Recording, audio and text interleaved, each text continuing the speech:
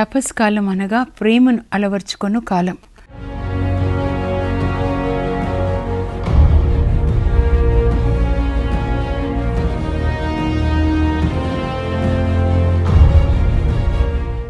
ఒకటో పేతురు 4:8 పేతురు అంటాడు, మీరు అన్నిటికంటే ముఖ్యంగా ప్రేమను అలవర్చుకొనండి, ప్రేమ అన్ని దోషాలని కూడా కప్పివేస్తుంది. అంటే ఈ తపస్కాలం ఏంటంటే మనము ప్రేమించే కాలం అన్నమాట. ఎవరిని ప్రేమించాలి? దేవుణ్ణి ప్రేమించాలి, అలాగే మనల్ని మనం ప్రేమించుకోవాలి, పొరుగు వాళ్ళని ప్రేమించాలి. యేసు ప్రభు 2 ఆజ్ఞల్లో చెప్పేస్తారు. బైబిల్ గ్రంథం అంతా కూడా ప్రేమని గురించే మాట్లాడుతుంది. అందుకని యేసు ప్రభు దగ్గరికి వచ్చి అడుగుతారు ఒక ధర్మశాస్త్ర బోధకుడు, మరి ధర్మశాస్త్రంలో చాలా ఆజ్ఞలు ఉంటాయి, 3600 ఆజ్ఞలు ఉంటాయి దాదాపు. అందులో ప్రధానమైన ఆజ్ఞ ఏది ప్రభు అనంటే, అప్పుడు యేసు ప్రభు అంటారు, నీ పూర్ణ హృదయంతో, పూర్ణ మనసుతో, పూర్ణ ఆత్మతో దేవుణ్ణి ప్రేమించండి, ఇది మొదటి ఆజ్ఞ. రెండవది, నీ వల్లే నీ పొరుగు వాళ్ళని ప్రేమించండి, ఇది రెండవ ఆజ్ఞ అని చెప్తారు. మార్కు 13:30-31 చూస్తే, అంటే మూడింటిలో కూడా ప్రేమ ఉంది. దేవుణ్ణి ప్రేమించండి, నిన్ను ప్రేమించుకో, పొరుగు వాళ్ళని ప్రేమించుకో. అంటే మూడిట్లలో కామన్ ఏంటంటే ప్రేమ అన్నమాట. నేను ఇంగ్లీష్లో ఒక్కటి చెప్పి కొంచెం చెప్పి మళ్ళీ తెలుగులో చెప్తాను. Lent is all about love. Lent is prayer, fasting and alms giving. Prayer means loving God, fasting means loving yourself, and alms giving is to love others. అంటే యేసు ప్రభు చెప్పిన 2 ఆజ్ఞలు ఇందులో కవర్ అయిపోయినాయి అన్నమాట. మూడింట్లో ముందుగా దేవుణ్ణి ప్రేమించడం. ఈ తపస్కాలము దేవుణ్ణి ప్రేమించే కాలం. దేవుణ్ణి మనం ప్రేమిస్తే ఆయన కొరకు ఏదైనా చేస్తాం కదా. ఇప్పుడు మీ భర్తను మీరు ప్రేమించారనుకోండి, ఆయన కోసం ఏదైనా చేస్తారు. మీ పిల్లల్ని ప్రేమించారనుకోండి, వాళ్ళ కోసం ఎంత త్యాగమైనా చేస్తారు. అలాగే దేవుణ్ణి ప్రేమించినప్పుడు దేవుని కొరకు మీరు ఏదైనా చేస్తారు. మరియ తల్లి 14 సంవత్సరాల అమ్మాయిగా ఉన్నప్పుడు గాబ్రియల్ దూత చెప్తాడమ్మా, నువ్వు గర్భం ధరించి కుమారుని కంటావు, దేవుని యొక్క పుత్రుడు నీ గర్భంలో రూపుదిద్దుకుంటాడు అని చెప్పినప్పుడు విని మరియ తల్లి అంటారు, నేను ప్రభు దాసురాలను, నీ చిత్తం చొప్పున నాకు జరుగును గాక. అంటే దేవుడు ఏది నిర్ణయించాడో అదే నాకు జరుగును గాక అని దేవుని స్వరాన్ని విని, దేవుని చిత్తం ఆమె జీవితంలో ఏంటో తెలుసుకొని అది చేయడానికి తనని సమర్పించుకున్నారన్నమాట. దేవుణ్ణి ప్రేమించే వాళ్ళు దేవుని సన్నిధిలో ఎక్కువ సమయాన్ని గడుపుతారు. కొత్తగా పెళ్ళైన వాళ్ళు లేదా పెళ్ళి అవుతుంది అని పెళ్ళికి ముందు చూడండి, వాళ్ళు ఎప్పుడు అమ్మాయి ఎప్పుడు అబ్బాయి సన్నిధిలో ఉండాలి, అబ్బాయి ఎప్పుడు అమ్మాయి దగ్గర ఉండాలి, అంత ప్రేమ కలిగి ఉంటారు కదా. అదే ప్రేమ ఇప్పుడు మనం కలిగి ఉండాలి. తపస్కాలంలో మీరు చూస్తే మామూలుగా 46 దినాలు, మార్చి 1 నుంచి ఏప్రిల్ 16 వరకు, అంటే యాష్ వెడ్నెస్డే నుంచి ఈస్టర్ వరకు, సండేస్ తీసేస్తే 40 డేస్ ఉంటాయి. సండేస్ ఏంటంటే ప్రతి సండే కూడా మనకు ఒక మినీ ఈస్టర్, యేసు ప్రభు పునరుత్థాన పండుగని ప్రతి ఆదివారం మనం కొనియాడతాం అన్నమాట. కనుక మిగతా 40 రోజులు చూస్తే సంవత్సరంలో 10వ వంతు అన్నమాట. అంటే దశమ భాగాలు మనం దేవుడికి ఇవ్వాలి. మలాకి 3లో అక్కడ 6 నుంచి 10 వరకు దేవుడు మాట్లాడతారు, మీ దశమ భాగాలు, మీ 10వ పాలు నా దేవాలయానికి తీసుకొని రండి. ఎందుకంటే సువార్త బోధన జరగాలి, వాక్యం ప్రపంచమంతటా వెళ్ళాలనంటే ధనం కూడా కావాలి సువార్త బోధనకి.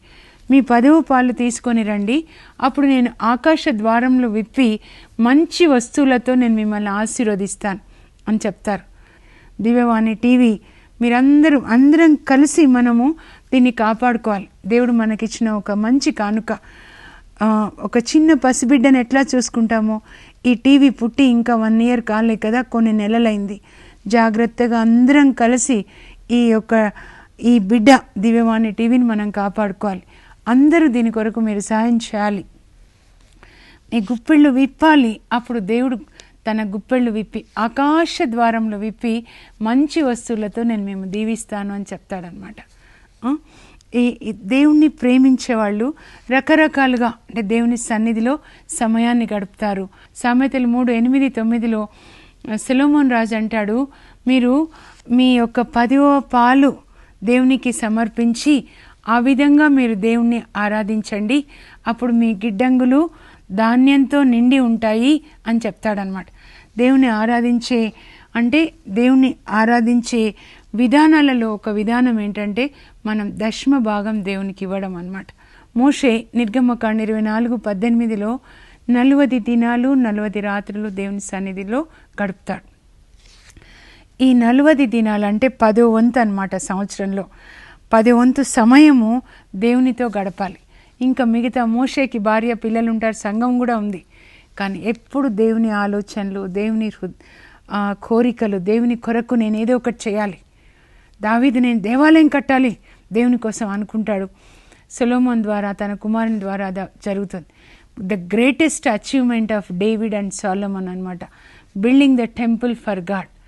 ఇప్పుడు ఎన్ని సంవత్సరాలు, 3000 సంవత్సరాలైనా అన్ని దేశాల వాళ్ళు వెళ్ళి అక్కడ ప్రార్థన చేస్తుంటారు. ఇప్పుడైతే ఒక గోడ వాల్ మాత్రమే ఉంది, వెయిలింగ్ వాల్, విలాప గోడ అని. అందరూ అక్కడికి వెళ్ళి ప్రార్థన చేసుకుంటారు. ఆ గోడలో కోరికలు రాసి ఆ గోడలో పెట్టేస్తారనమాట, చిన్న స్లిప్స్ లాగా. పాపు గారు కూడా, మీరు హోలీ ఫాదర్ చూడండి, వాళ్ళు పదవి స్వీకారం చేయగానే అక్కడ వచ్చి ప్రార్థించుకుంటారు. అక్కడ ఒక మహిమ ఉంది తెలుసా, మీరు చదువుకోండి. బైబిల్లో అతి పెద్ద ప్రార్థన 1వ రాజుల గ్రంథంలో 8వ అధ్యాయంలో 31 నుంచి 51 వరకు సొలొమోన్ రాజు చేసిన ప్రార్థన. బైబిల్లో 221 ప్రార్థనలు ఉన్నాయి. టిక్ చేసుకొని ఎస్తేర్ ప్రార్థన, హబక్కూకు ప్రార్థన, దానియేలు ప్రార్థన, తోబితు ప్రార్థన, అలా టిక్ చేసుకొని మీరు ఈ ప్రార్థనలన్నీ చదువుకోండి. సొలొమోను, నీ ప్రార్థన ఆలకించాను, నువ్వు చెప్పినట్లుగానే ఈ దేవాలయంలో ఎవరు ప్రార్థించినా కూడా నేను వాళ్ళ ప్రార్థన ఆలకిస్తాను. అందుకే అందరూ అక్కడ వెళ్ళి ప్రార్థించుకుంటారు. నేను చూశాను వెయిలింగ్ వాల్ దగ్గరికి వెళ్ళినప్పుడు యూదులు అక్కడ ర్యాక్స్లో వాళ్ళకి కీర్తనల గ్రంథం అక్కడ ఉంటాయన్నమాట. కీర్తనల గ్రంథం వాళ్ళకి జప పుస్తకం, మనకి ఎట్లా మోక్షవాకులు ఉంటుంది చూడండి, అలా వాళ్ళకి అది ప్రార్థనా పుస్తకం అన్నమాట, జప పుస్తకం. యూదులకి వాళ్ళకి పాత నిబంధన మాత్రమే ఉంటుంది, తనక్ అంటారు వాళ్ళు దాన్ని. అందులో చాలా ముఖ్యమైన గ్రంథం ఏంటంటే కీర్తనల గ్రంథం. ఈ వెయిలింగ్ వాల్ దగ్గర వచ్చేసి ఆ కీర్తనల గ్రంథం తీసుకొని కొన్ని కీర్తనలు ఆ డేట్ ప్రకారం చదువుతారు, గుండెలు కొట్టుకుంటూ ఎప్పుడు మెస్సయ్య వస్తాడని వాళ్ళు చదువుతారు. అక్కడ చూస్తే, ఇటు చూస్తే అమెరికా వాళ్ళు, ఇక్కడ చూస్తే ఆఫ్రికా వాళ్ళు, ఇక్కడ చూస్తే ఇటలీ వాళ్ళు, అన్ని దేశాల వాళ్ళు వచ్చి అక్కడ ప్రార్థించుకుంటున్నారు అనమాట. అంటే దేవుని యొక్క సన్నిధి అక్కడ ఉంది. సినాయి పర్వతం మీద మోషే దేవుని సన్నిధిలో గడుపుతాడు. 6 రోజులు అలాగే ఎదురు చూస్తుంటాడు. 7వ రోజు దేవుడు అగ్ని రూపంలో, మేఘ రూపంలో వచ్చి మాట్లాడతాడు. మీరు కూడా ఎప్పుడైనా ఒక 6 రోజులు ఆయన కోసం వేచి ఉండండి, ఒక వడకం చేయండి. అప్పుడు దేవుడు మీతో మాకు సమస్యలు ఉన్నాయి అంటున్నారు కదా, సమస్యలు ఉన్నప్పుడు ఒక్క వడకం చేయండి, మీకు దగ్గరలో ఉన్న ధ్యాన కేంద్రం ఏదైతే, అప్పుడు ప్రభు మీతో మాట్లాడతారు. ఆ సమస్యకి పరిష్కారం ఏంటో మాట్లాడతారు. ప్రభుతో టైం గడపడం మొదలు పెట్టండి. నేను ప్రార్థించుకున్న 5 నిమిషాలు అని వెళ్ళిపోతారు. అంటే నువ్వు చెప్పింది ఆయన వింటున్నాడు, ఆయన ఏం చెప్తాడో సమస్యకి పరిష్కారం అది వినండి. ప్రార్థన అంటే listening and responding to God's voice. Mariya తల్లి ముందు మాట్లాడలా, ఆమె ముందు విన్నదన్నమాట. వినడము, స్పందించడము ప్రార్థన. ముందు వినాలి దేవుని యొక్క స్వరం.